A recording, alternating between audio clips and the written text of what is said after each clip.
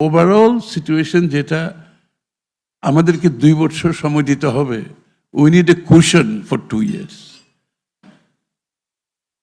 আমি যদি বলি কালকে প্রবলেম গ্যাস, পাওয়ার, গ্যাস হচ্ছে মেজর প্রবলেম বাংলাদেশে, মেজর। আমি তো 3 মাসে সলভ করতে পারবো না। আমরা যদি যত কিছুই চাই, এবং মানি কেন সলভ দিস প্রবলেম, এগুলো তো টাইম, এগুলোর একটা টাইম ফ্রেম আছে, কতদিন সময় লাগবে। এই যে গ্যাস বাংলাদেশে নাই, ওরা গ্যাস এক্সপ্লোরেশন করে নাই, তা আমরা গ্যাস এক্সপ্লোরেশন শুরু করেছি। এক্সপ্লোরেশন করবে, গ্যাস আসবে, ট্যাঙ্ক সাপ্লাই করব। বাইরের থেকে গ্যাস এনে এটাকে স্টোরেজ করে সাপ্লাই ওরা করে নাই, এবং আমাকে করতে হচ্ছে, এটা আমাদেরকে করতে হচ্ছে। এটারও তো একটা টাইম লাগে, অ্যাটলিস্ট 18 months লাগে এই সমস্ত এগুলো পুরো প্রজেক্টগুলো শেষ করতে। এই জন্য আমরা বাংলাদেশের যদি রিয়েল ডেভেলপমেন্ট, $1 trillion ইকোনমির কথা আমরা যেটা প্রমিস করেছি 2034, এটা করতে হলে গ্যাস, ইলেকট্রিসিটি এবং রোবাস্ট ইন্টারনেট ছাড়া, I am adding robust internet, এই কারণে internet makes all the difference in any country's development. আমরা খালি পাওয়ার আর গ্যাসের কথা বলছি তো, we don't have a robust internet, you will not be able to reach out to people, and মানুষের young জেনারেশনের যে কথাগুলো আমরা বলছি এগুলো কেউ কিছু করতে পারবে না। সো রোবাস্ট ইন্টারনেট ইজ, এই তিনটার উপর আমরা ইনভেস্ট করছি, বাট টাইমটা তো একটু সময় লাগবে। তো আমরা মনে করি 2 বছরের মধ্যে আমরা যেটা বলছি যে ভঙ্গুর অর্থনীতির থেকে স্থিতিশীলতার থেকে প্রসপ্যারিটি, সমৃদ্ধি, আমি আশা করছি 3rd year গিয়ে economy will turn around, and economy on the 4th, 5th year will take off for prosperity, সমৃদ্ধির দিকে যাবে।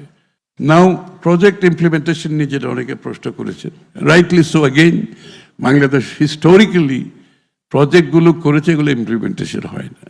এবং এটার জন্য জিল্লুর যেটা বললো কোয়ার্টারলি, অলরেডি আমরা কোয়ার্টারলি রিভিউর কথা বলে দিয়েছি।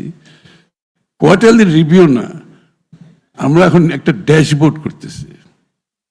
ড্যাশবোর্ডের মধ্যে প্রত্যেকটা প্রজেক্ট ডেইলি বেসিসে মনিটর করা হবে, নট কোয়ার্টারলি, ডেইলি বেসিসে। There will be dashboard in the prime minister's office, all ministers' office, finance ministry to must, and this dashboard will tell you কোন প্রজেক্ট কতটুকু আগাচ্ছে, এটা কি টাইমলি ওরা কি পারতেছে কি পারে নাই, এগুলো কিন্তু ড্যাশবোর্ড উইল শো।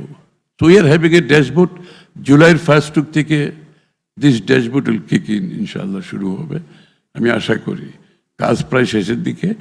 এটা কিন্তু কনস্ট্যান্ট অবজারভেশন অন প্রজেক্টগুলোর ডেভেলপমেন্ট। এখানে আরো অনেকগুলো আছে, এগুলো প্রিপারেশনের মধ্যে ছিল। একটা প্রজেক্ট প্রিপারেশন করতে গেছে 1.5 বছর 2 বছর চলে গেছে। How can you have a project? চিন্তা করতে পারবেন, একটা প্রজেক্ট ডেভেলপ করতে যদি 1.5 বছর 2 বছর লাগে, তারপরে এটা ইমপ্লিমেন্টেশন, সবকিছু মিলিয়ে এই প্রজেক্টে ভাইবিলিটি থাকে না, পুরো ভাইবিলিটি থাকে না, এবং এটা হাই কস্ট। এটা এই কস্টটা বাংলাদেশের মানুষ পে করতেছে, কিন্তু ঠকে দেখতেছে না, but they're paying this cost every day. So আমরা on time project implementation, hopefully যে প্রসেসগুলো দরকার সবগুলো প্রসেস আমরা ইনস্টল করতেছি। লাস্টলি একটু আমি ডিরেগুলেশনের উপরে বলি, again this is my Pat subject, deregulation. এই যে আপনারা এত সব ঝামেলা বাংলাদেশে, ব্যুরোক্রেসির কথা বলতেছেন, তো ডিরেগুলেশন ছাড়া আপনি এখান থেকে বেরিয়ে আসতে পারবেন না।